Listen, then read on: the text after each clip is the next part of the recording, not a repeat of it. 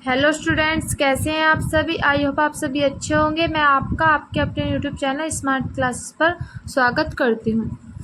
आज हम class 9th के सिलेबस के बारे में डिस्कस करते हैं। जो आपका एनसीईआरटी के अकॉर्डिंग 30% सिलेबस जो रिड्यूस हुआ था, उसके अकॉर्डिंग हम देखते हैं हमें कौन से चैप्टर्स पढ़ने हैं, कौन से चैप्टर्स नहीं पढ़ने हैं, कौन से टॉपिक आपके सिलेबस से हटा दिए गए हैं, कौन सी एक्सरसाइज आपके चैप्टर से हटा दी गई है। चलिए फर्स्ट चैप्टर देखते हैं हम। फर्स्ट चैप्टर है हमारा संख्या पद्धति। इसमें हम पढ़ेंगे कुछ संख्याएं हैं, उनके बारे में डिस्कस करेंगे।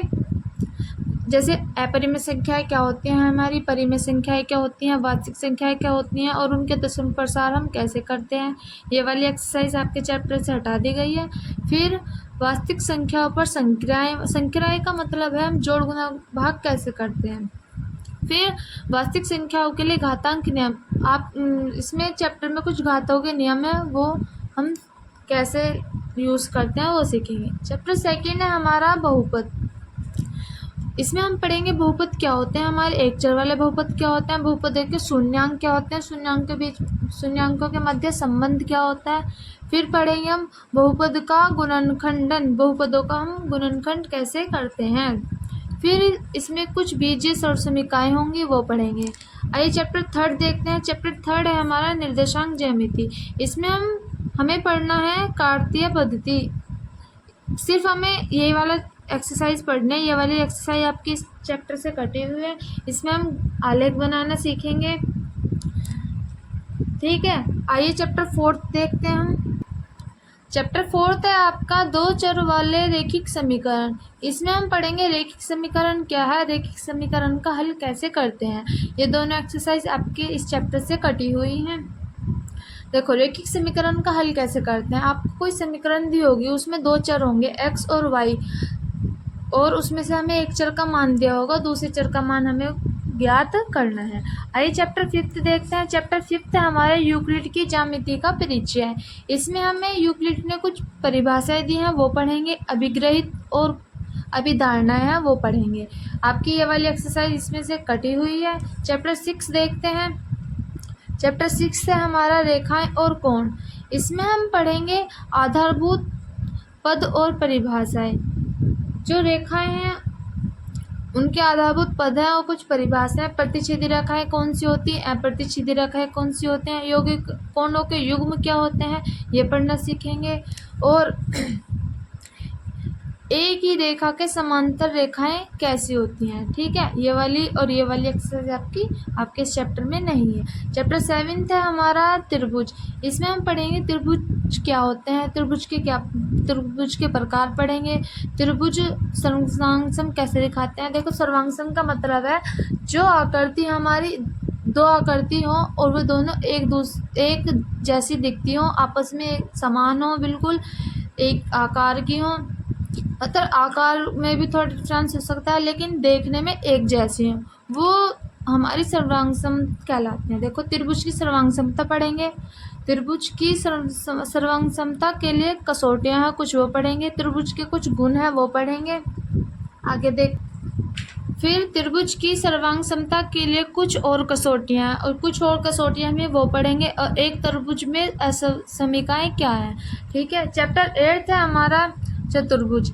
इसमें हम पढ़ेंगे चतुर्भुज क्या होता है, चतुर्भुज के प्रकार पढ़ेंगे, समांतर चतुर्भुज के गुण पढ़ेंगे, और जो मध्य बिंदु प्रमेय है ये बहुत इंपॉर्टेंट है, ये भी हम इसमें पढ़ेंगे।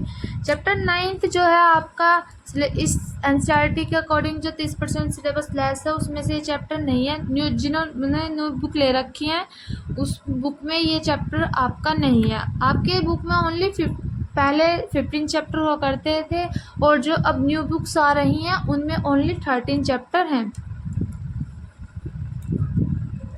10th चैप्टर है हमारा व्रत। इसमें हम पढ़ेंगे व्रत क्या होता है। जीवा द्वारा एक बिंदु पर आंतरिक कोण, जीवा से केंद्र से जीवा पर लंब कैसे डालते हैं, समान जीवाएं और उनकी केंद्र से दूरियां क्या होती हैं। फिर पढ़ेंगे एक वृत्त के चाप द्वारा आंतरिक कोण। फिर चक्रीय चतुर्भुज हमारे क्या होते हैं। देखो चक्रीय चतुर्भुज क्या होते हैं, जो त्रिभुज वृत्त के अंदर बना होता है उसको हम चक्रीय चतुर्भुज कहते हैं।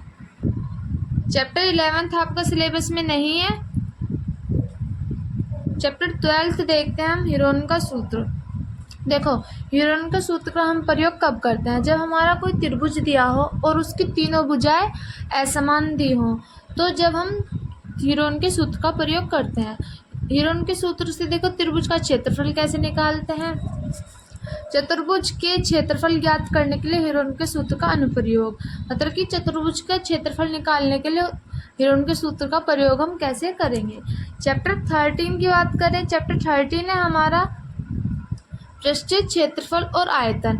इसमें हम पढ़ेंगे कि पृष्ठ का जो क्षेत्रफल होता है हम कैसे ज्ञात करते हैं। पृष्ठ का क्षेत्रफल का मतलब है हमें कुछ आकृति दी होंगी, जैसे सपोज करो ये हमारा शंकु है, ठीक, ये हमारा गोला है, ये अर्धगोला हो गया। इनके पृष्ठ का हम क्षेत्रफल कैसे ज्ञात करेंगे। देखो, एक ये जो आपकी एक्सरसाइज है ये आप इस चैप्टर से हटी हुई है।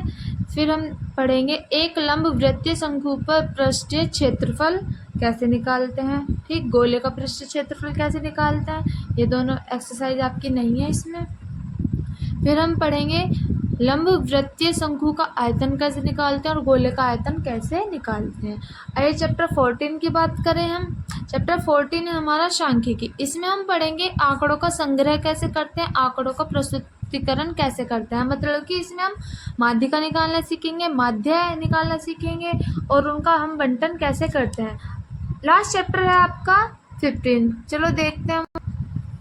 इसमें हम पढ़ेंगे प्रायिकता। प्रायिकता का मतलब है इसमें हम एकल घटना पर आधारित कुछ प्रश्नों को हल करेंगे और प्रायिकता पर कुछ सैद्धांतिक परिभाषाएं होंगी, वो हम इसमें पढ़ेंगे।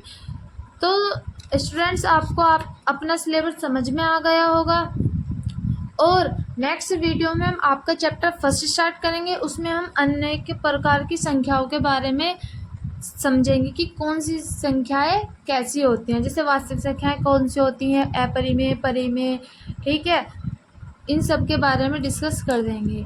सो स्टूडेंट्स, आपको वीडियो पसंद आया हो तो वीडियो को लाइक करें, शेयर करें और अपने छोटे बहन भाइयों और दोस्तों के साथ शेयर करें और बेल आइकन को क्लिक करें ताकि आपको आने वाला वीडियो का नोटिफिकेशन पहले ही मिल जाए। धन्यवाद।